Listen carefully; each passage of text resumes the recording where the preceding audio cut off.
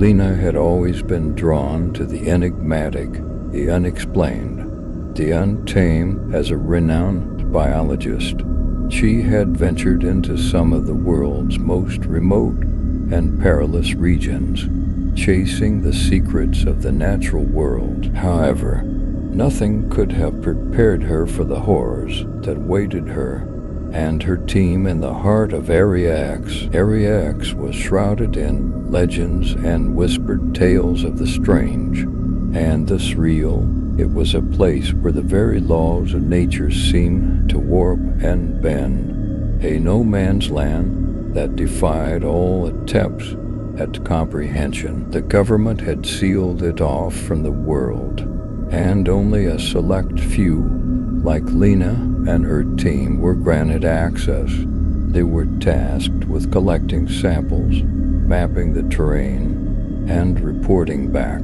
But the mission came with an ominous warning. Their lives and their sanity would be at great risk. Lena had assembled a team of experts, each well-versed in their respective fields, and all filled with a mix of excitement and trepidation. They journeyed deep into the heart of Area X, passing through a dense, overgrown forest where the trees seemed to reach out with twisted limbs, as if trying to grasp at their sanity.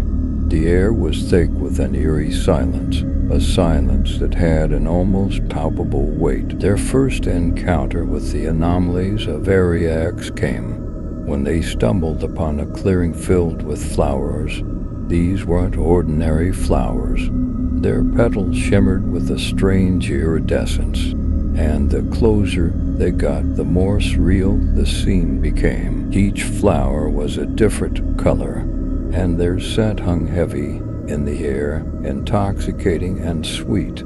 The team approached cautiously, plucking samples for analysis. But as they did, they began to notice something odd. The flowers seemed to be singing, a haunting melody that sent shivers down their spines. They glanced at each other, their faces etched with growing unease. The melody became more dissonant, more haunting, and Lena realized that the flowers were mimicking the sounds of distress, of fear, and even of death. As they moved deeper into Area X, the team's mental state began to deteriorate. They experienced vivid and disturbing dreams that felt all too real. In these dreams, they were pursued by grotesque, otherworldly creatures, their skin shifting and rippling as if it were made of liquid. They would awaken, drenched in sweat, unable to shake the feeling that those nightmares were more than just dreams. One by one, the team members started to change. They became increasingly paranoid, distrustful of one another. Communication broke down, and each member retreated into their own world of terror. It was as if Area X was feeding on their fears, amplifying their darkest thoughts and desires. One evening, as the team set up camp, they stumbled upon an old, decaying building that appeared to have been abandoned for years. It was a relic of the past, overgrown with ivy and moss, and emanated a malevolent aura. Inside, they found an assortment of artifacts, most of them disturbing and grotesque. Lena picked up an old journal, its pages filled with the ramblings of someone who had clearly lost their grip on reality. The journal spoke of a force in Area X, a sentient presence that watched, waited, and whispered into the minds of those who dared to enter.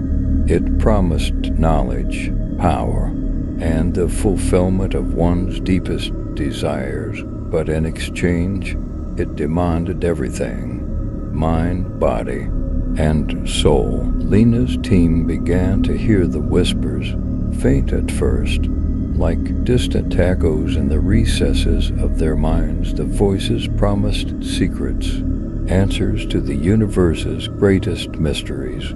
and the lure of ultimate knowledge was too much to resist. One by one, they succumbed to the seductive call of the malevolent force. They abandoned their mission, obsessed with uncovering the secrets of Ariax. Each member was consumed by their own obsessions, driven to the brink of madness as the days turned into weeks.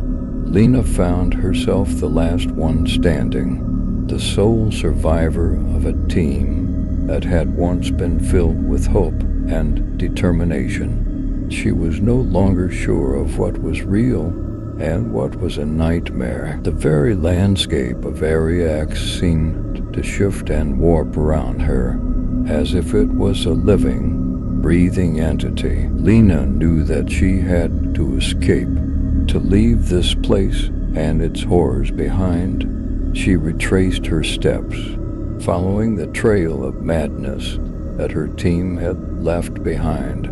But the malevolent force of Ariax was not willing to let her go. It pursued her with a relentless and yielding determination. It manifested in the form of nightmarish creatures, grotesque and twisted parodies of the natural world. It whispered into her mind, promising her the answers she sought, but at a terrible cost. Lena's journey through Ariax became a nightmarish descent into the unknown. She lost track of time, of reality, and of herself. She was no longer sure if she was the hunter or the hunted, the explorer or the explored. Finally, as Lena's sanity teetered on the edge of oblivion, she stumbled upon a shimmering, otherworldly structure deep within Ariax. It was a gateway, a portal to a realm of incomprehensible horror. The whispers grew louder, more insistent, and Lena knew that she had reached the heart of the malevolent force that ruled this place. With a deep breath and a heart heavy with dread, Lena stepped through the gateway, disappearing into the unknown, her fate sealed by the unrelenting horrors of Ariax. The world outside would never know what had become of her and her ill-fated team, as the mysteries of this enigmatic place continued to elude all who dared to enter. Area 10 remained a place of unsolved mysteries, a chilling reminder of the unknown and the darkness that lay hidden within the depths of the natural world, forever tempting those who sought to uncover its secrets.